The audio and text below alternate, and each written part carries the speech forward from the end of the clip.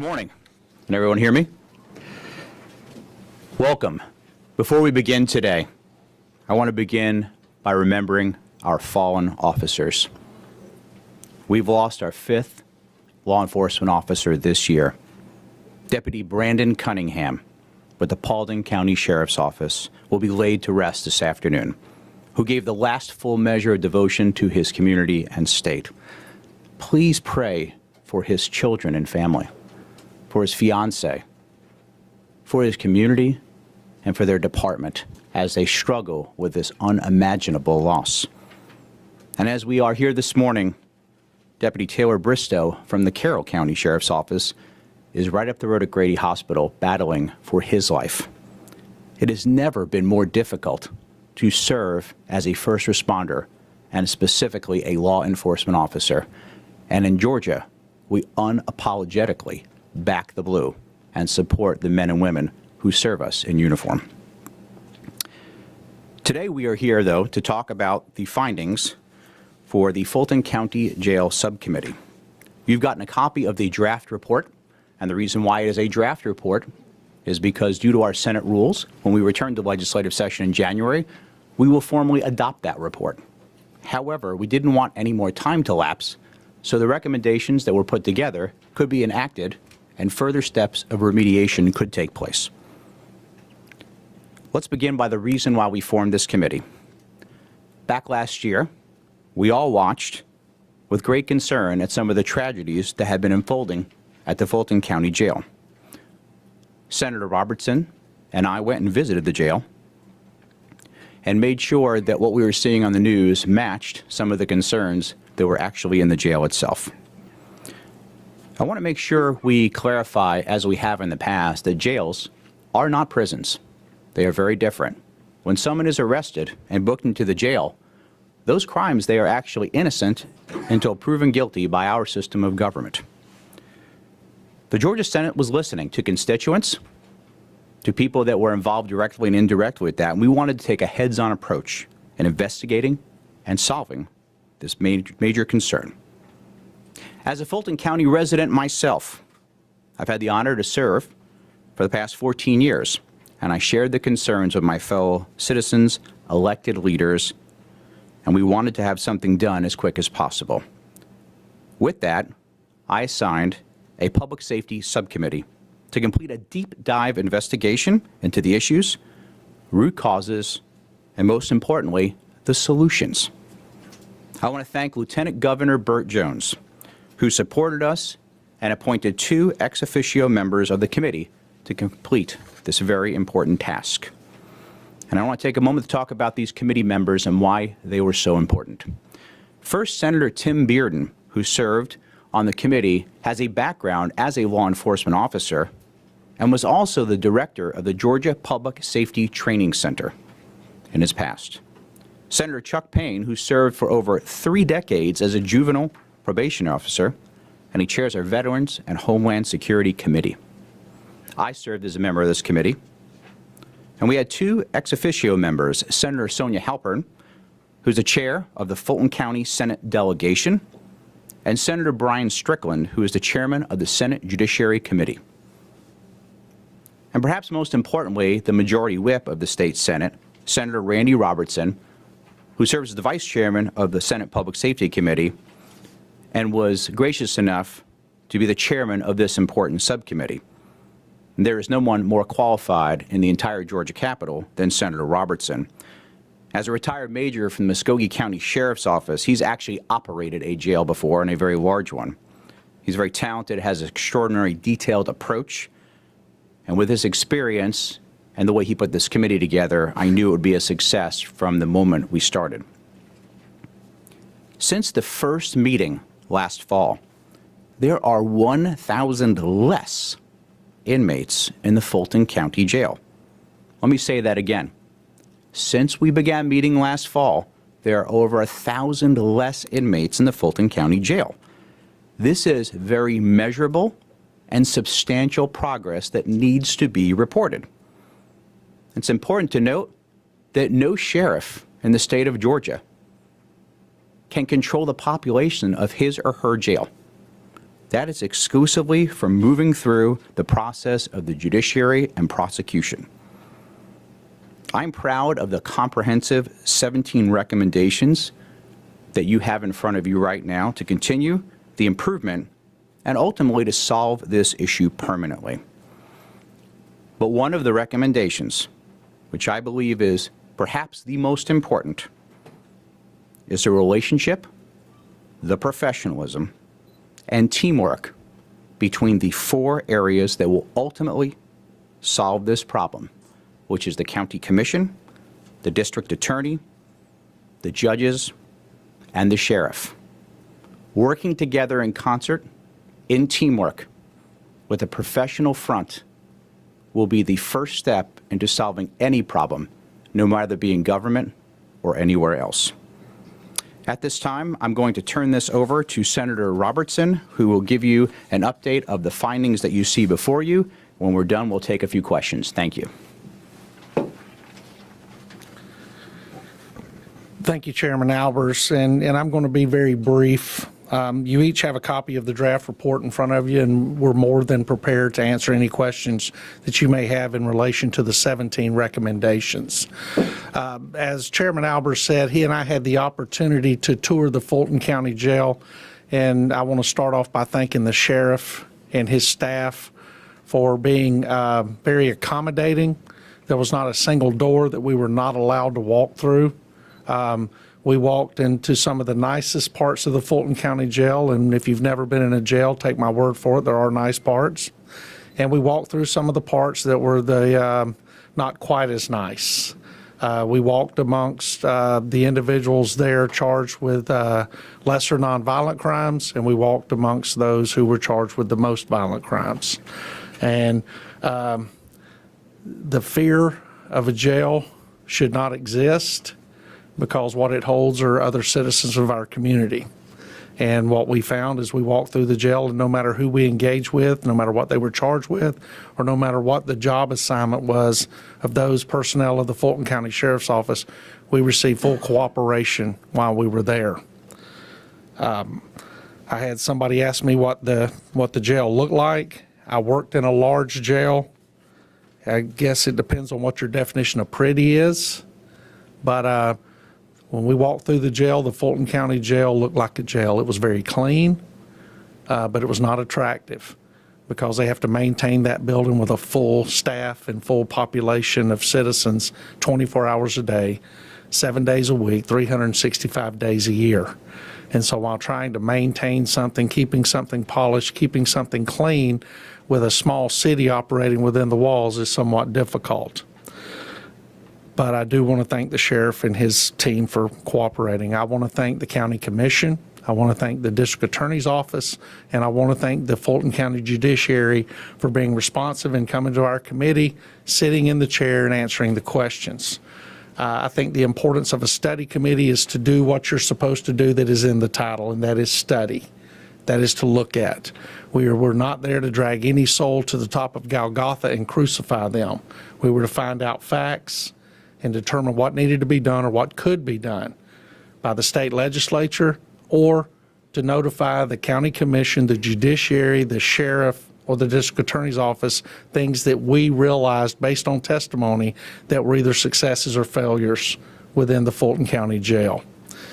And at the age of 22, I started in law enforcement, and in the sheriff's office I started out in, or that I did my entire 30-year career in, everybody starts out in the county jail. I walked in at midnight one night wearing a new uniform and a pair of penny loafers because I didn't know what kind of shoes you were supposed to wear in a county jail. And I'll go ahead and tell you, penny loafers are not the kind of shoes you want to wear in a county jail. But I received an education at the age of 22 while the frontal lobe of my brain was still developing by working in a county jail. I saw some of the most tragic things I'd ever seen in my life. I saw individuals that took their lives. I saw men and women who made terrible choices in their life, and I had to serve those individuals while I was in there while keeping myself and my fellow officers safe. And it was an education I will be thankful for forever. But as we went through this committee process, what I found is that a county jail is a county jail is a county jail. We have them throughout the state of Georgia. And as unique as Atlanta and Fulton County likes to think it is, their county jail has the same issues that every county jail in the state of Georgia has. And the primary issue I think you'll see in the recommendations is the dysfunction that exists between county agencies. The same dysfunction at times that exists between state agencies when individuals forget who the boss is. And the boss is the man and woman in the car today driving around Atlanta, driving from home to work, who pay taxes, who want to live in a safe community where when individuals violate the law, they are arrested according to the Georgia and United States Constitution. They are detained in their local county jail until they can post bond or until they can have their case adjudicated. And for that to work properly, the sheriff has to get along with the county commission, who has to get along with the judiciary, who has to get along with the district attorney. And each one of those individuals must do their job the way they are required to do their job, the way the law says they must do their job. And it is no longer an argument that I am a constitutional officer as to why things aren't done. We had full cooperation from every agency involved, but what we found is that there are breakdowns in the system. And when I'm talking about the system, I'm talking about in the judiciary, in the district attorney's office primarily. The sheriff's responsibility, and I am not going to lessen the power nor responsibility of a sheriff's office, but the sheriff's responsibility is to operate in a building that he or she does not own and taking care of an at-risk population that has shown in the past, the vast majority, that they have no respect for the rules and no respect for other individuals' properties. And he is to do that based on the rules laid out by the Georgia Constitution and the United States Constitution. And if he is not provided or she is not provided with the proper funding or equipment, then he or she cannot do their job. The Fulton County Commission, as every other county commission's job, is to fund a county jail and to provide the necessary resources needed to maintain it up to a constitutional level. For the Fulton County Commission and any other county commission in the state of Georgia to do that, they must have a working relationship and full cooperation, and they must be allowed to keep their eyes on every tax penny that goes into that jail each and every day. And what we have discovered in Fulton County, it doesn't always work that way. The sheriff, the county commission, the district attorney, and the judges must work together. In the courts, we have found that the Fulton County court system, based on the testimony we heard, is not working at 100%. That is unacceptable. It's unacceptable primarily because of the individuals being held in the Fulton County jails, rights to due process, and rights to a system that does not allow them to languish in a county jail. The judiciary must take responsibility for it, and they must correct it. And what we've discovered in the district attorney's office is dysfunction to where cases are being moved entirely too slow. There are no efforts that we saw being made to expedite beyond the normal process. This must be changed. Again, when a man or woman is arrested and placed into a county jail, even if they post bond and get out or stay in the county jail, they have a right to a due process system that does not cause them any harm outside of the requirements of the Georgia Constitution and the United States Constitution. So to sum it up, there's plenty of blame to go around. When we first walked into this, it seemed like all the focus was in one direction. I hope as you read through this report, and I hope if you have any questions, that we'll be able to show you that that was not the only place that needed to be looked at when it comes to the Fulton County Jail. And some of the things that some individuals felt was the most important thing going on in the Fulton County Jail happen on every street, every block, and in many of the homes here in Fulton County and around the state of Georgia every day. The Fulton County Jail just happens to be a place where it's all bottled up, and it seems to get more attention than those other places. And I would personally like to see the attention spread out equally everywhere to take a look at, so that we as a community and we as a General Assembly can solve some of these problems. And again, I can't thank Chairman Albers enough for the confidence he placed in me, Lieutenant Governor Burt Jones for the confidence he placed in this subcommittee. And I look forward to answering any questions you have today. And we look forward to the next challenge, which will start at 9 o'clock this morning. So thank you. Do you think that county should build a new jail or fix what we have? I think that is up to the sheriff and the county commissioners to do their homework and to work with what they believe is the right answer and what the taxpayers expect of them. And if I could add, I think it has to be based on data. It has to be based on facts. The subject matter expert in the room today is the Fulton County Sheriff, where he can tell you how many individuals in his jail are there and are suffering from particular issues, whether it's mental health issues and other things, and to determine if a reformed county jail as it exists, say Rice Street, if they're able to build to accommodate for that population. But if they're not able to build to accommodate for that, then I think probably the option would be a brand new facility to accommodate. Let me add one more thing to that before we take the next question. You will see in this report that we're calling on the city of Atlanta to immediately turn over the entire Atlanta Detention Center to the county. Fulton County taxpayers paid for that facility and building. Anyone that thinks that that's going to become a community center one day, I think is seriously on a wrong track right now. It was designed and built to be a jail, and having a newer building and facility that can be leveraged to the fullest extent, not just partially as today, is certainly part of the right answer. And I'm confident that my friends down at City Hall will do the right thing. Yes, sir. Do you foresee any general or local laws that you're going to try to pass in the next session based off this report, and what might those be? As we continue to move forward, including a new study committee that's going to start here just in a short amount of time, I believe we're going to take the aggregate of all that information and then determine what needs to be done from a state level. Most of the things that you will see in this report are operational things that can be done by folks working together and getting things done as we would normally run a business. But at this time, I think it's a bit too early to tell of how we're going to come out to the 2025 legislative session.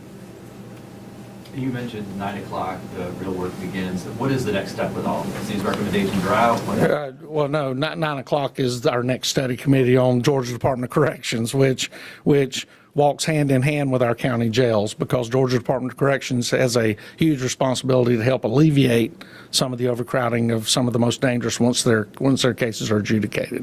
So, but the real work here in this report rests with some of the men and women in this room. For them to look at this and to go ahead and look, the process has already started. We've already seen where some relationships have come to light, to where individuals with the same mission in mind are starting to partner up and try to solve some of these problems. And Fulton County is blessed with some very strong and professional public safety individuals and some very dedicated and intelligent commission members. And I think these men and women are smart enough to be able to sit around a table and realize that their obligation is not to each other as much as it is to the population of Fulton County. Yes, sir. How do you square applauding a reduction in the jail population with the passage of SB 63, which would increase the jail population, increase the number of people who are going to need help? How does 63 increase the jail population? Well, on the one hand, you're applauding a reduction in the jail population of Fulton County. On the other hand, the legislature has passed a bill that is going to increase. Yeah. Well, I don't know what data you're using to say that 63 is going to increase jail population, because when 63 was written, a lot of the research that was found was discovered that it did not increase the jail population. What it actually did was decrease crime. But how you marry up the two, the reason there is a reduction right now, I would argue, is because the system has started getting more efficient. Because during the testimony in this committee, it became very apparent early on that there was dysfunction in the systems that were being driven by personalities and not by software or anything else. And people started actually focusing more, doing their jobs. And actually they were doing this after 63's original legislation had already done what you're talking about. And what you're talking about is bail bond reform, correct? Yes, sir. So are y'all saying that you think that this decrease in the jail population is due to this study committee and the fact that you embarrassed these people? No, we certainly didn't say that, but I believe, like anything else, when you put a little sunshine on something, it tends to get people to look at things differently. And I think you've seen the courts working with weekend court and night courts and moving cases a lot faster than they have in the past. I think you've seen the same from the district attorney's office. This is never an intent to embarrass someone. The purpose of this was to get to the root cause of the problem. But as we stand here, there are 1,000 less people in the Fulton County Jail. And that is measurable, it is substantial, and it is worth reporting on. We've got time for one more question, guys. Yes, ma'am. Senator, we saw news earlier this week about contraband smuggling inside Fulton County Jail. Are you hopeful that these recommendations can help prevent similar issues in the future? Contraband in any jail or prison is an ongoing battle and challenge. That will never change. The issues we've had at the Fulton County Jail was built to be a single bunked facility, which very shortly became double bunked and then became overcrowded.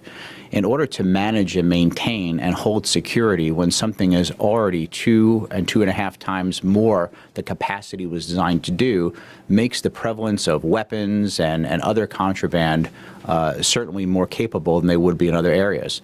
But this is a challenge we face throughout every jail, throughout every prison, and not just here in Georgia. It's happening across the nation. And by using new tools, new technology, better processes, we hope to continue to curb that as much as possible. As Senator Robertson mentioned, you have to remember that inside a jail and inside a prison are either someone who has been arrested and or now fully convicted of breaking the law. These are folks that do not follow the rules, then a lot of times have very violent tendencies. And we need to do everything possible to keep, first and foremost, the people who are operating that jail safe, as well as everyone else who is inside it. I think we're going to wrap up at this point. Thank you all so much for coming today. We appreciate it. And I'm sure we'll be able to talk to a few folks after this press conference is over. Have a wonderful day. Great job.